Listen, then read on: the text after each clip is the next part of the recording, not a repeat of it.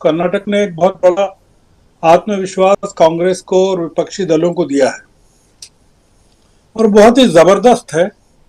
ये राहुल गांधी की पहली जीत है जिसको मैं कह सकता हूं कि जो उनके खाते में गई है और उनके विजन को गई है, उनकी प्लानिंग को गई है, उनकी योजना को गई है, उनके काम को गई है। और भारत जोड़ो यात्रा ने जो स्पंदन पैदा किया था वो उसको गई है, क्योंकि हम जानते हैं कि अगर कर्नाटक में कांग्रेस की ये जीत नहीं होती तो इसके कांग्रेस पर परिणाम होते और विपक्षी दलों पर क्या परिणाम होते। 2024 की चुनौतियां राजीव जी कर्नाटक के बाद और बढ़ गई हैं।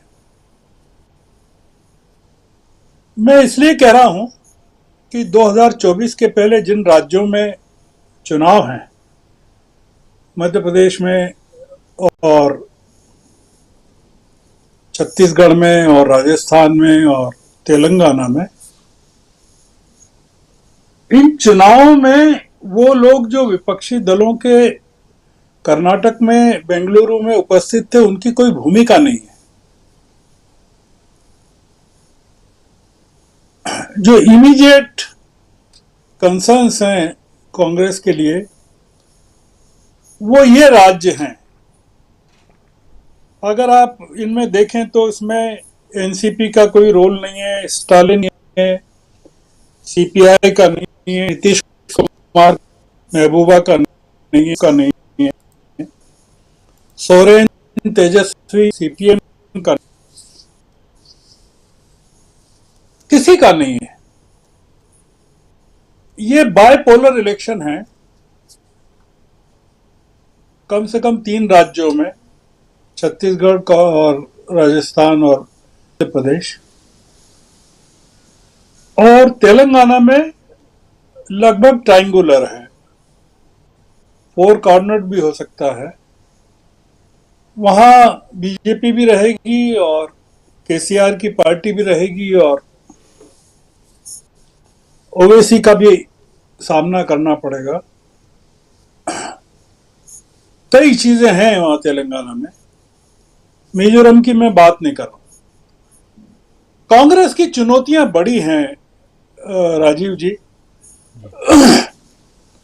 और कर्नाटक की जीत को हमको एक अलग प्लेटफॉर्म पर देखना पड़ेगा और इन 3 राज्यों की चुनौतियों को एक अलग प्लेटफॉर्म पर ले जाके देखना। मेरा ऐसा मानना है कि कर्नाटक ने कांग्रेस के लिए काम बढ़ा दिया है, काफी बढ़ा दिया है। और जिस तरह का मैंडेट कर्नाटक में मिला है, आप अगर सीटों में देखें तो अद्भुत 43% के करीब जो भी है वोट शेयर है।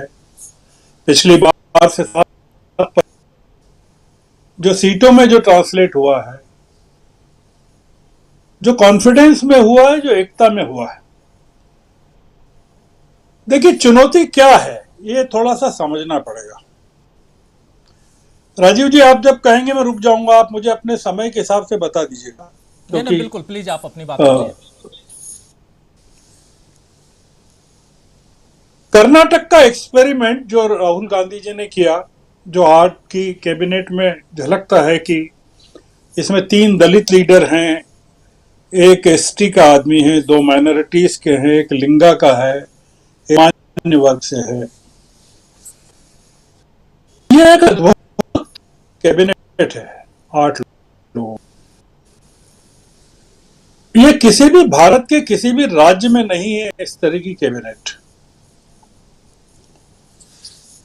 आपने राहुल गांधी के भाषण पर अगर गौर किया हो कि वो कह रहे हैं कि लोग इस कर्नाटक के कई एनालिसिस कर रहे हैं, पर वो कह रहे हैं कि वो जो एट्रीब्यूट करना चाहते हैं इस जीत को, वो दलितों की, गरीबों की, पिछड़े वर्ग की, उसको एट्रीब्यूट कर रहे हैं। आपने चूंकि सवाल 2024 का पूछा है और 2023 के बाकी राज्यों का इसलिए बता रहा हूं मैं कि मैं 2024 पर जाने के लिए 2023 को पार करना बहुत जरूरी है, क्योंकि कांग्रेस के लिए कर्नाटक की जीत से काम नहीं चलेगा राजीव जी।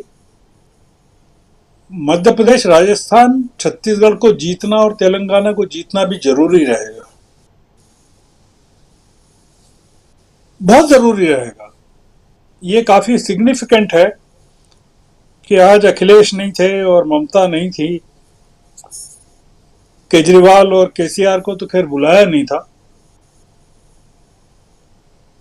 आंध्र के सीएम को भी नहीं बुलाया था, बीएसपी को भी नहीं बुलाया था, केरला के सीएम भी नहीं आए, उनको भी शायद नहीं बुलाएगा। जिन लोगों को नहीं बुलाया और जो लोग आए वो भी कांग्रेस के लिए बड़ी चुनौती है। मतलब हमने शरद पवार को तो देखा पर उद्धव को नहीं देखा।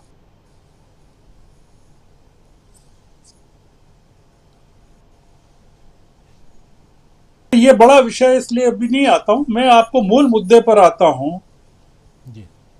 कि मैं जो मध्य प्रदेश में और छत्तीसगढ़ में और राजस्थान में देख रहा हूं, राहुल गांधी के सामने चुनौती यह है कि जिस एजेंडे के दम पर बीजेपी के कट्टर हिंदुत्व के एजेंडे के विरोध में जिस तरह का एजेंडा विकास का, दलितों का, आदिवासियों का, पिछड़े वर्ग के लोगों का राहुल गांधी ने लागू किया कर्नाटक में और वो सफल हुआ, और बीजेपी का कट्टर हिंदुत्व का एजेंडा जिसमें मुस्लिमों को सीट नहीं देना बीजेपी के द्वारा, बजरंगबली का मुद्दा, हमें मुसलमानों के वोट नहीं चाहिए का नारा, प्रियंका गांधी को अमेठी में सड़क पर नमाज पढ़ते हुए देखा, इस तरह के आरोप, ये एक बड़ी जीत अलग किस्म की है कर्नाटक जैसे राज्य में। पर जहां जो हिंदी का जो बेल्ट है, जो मध्य प्रदेश का, छत्तीसगढ़ का, राजस्थान का, जो कि हिंदुत्व की नर्सरी है, जो आरएसएस का और बीजेपी का मूल ग्राउंड है, जो आधार है, जहां से बड़े बड़े नेता जनसंघ के, आरएसएस के और राष्ट्रीय सेवक संघ के पैदा हुए हैं, बड़े हुए हैं, जिन्होंने दिए हैं देश को, वहां पर मुकाबला कांग्रेस सॉफ्ट हिंदुत्व से करेगी कि राहुल गांधी के एजेंडे से करेगी। और बीजेपी का जो एजेंडा है वो साफ है कि वो कट्टर जो हिंदुत्व का एजेंडा है उसको और तेजी से इन राज्यों में परस्यू करने वाली है। मैं इसलिए कह रहा हूं इस बात को कि हम लोग कर्नाटक की जीत के यूफोरिया में और स्तुति में कुछ जो रियलिटी सामने आ रही हैं उसको क्या अपनी डिबेट में, आगे की डिबेट्स में बहस का मुद्दा बनाएंगे कि नहीं बनाएंगे। कर्नाटक का पूरा मामला आज के बाद राजीव जी खत्म हो जाएगा, पर जो कल से चीजें हैं वो अलग हैं। तो इसलिए मैं अभी अपनी बात को सीमित रखता हूं, क्योंकि समय बहुत कम है आपके पास।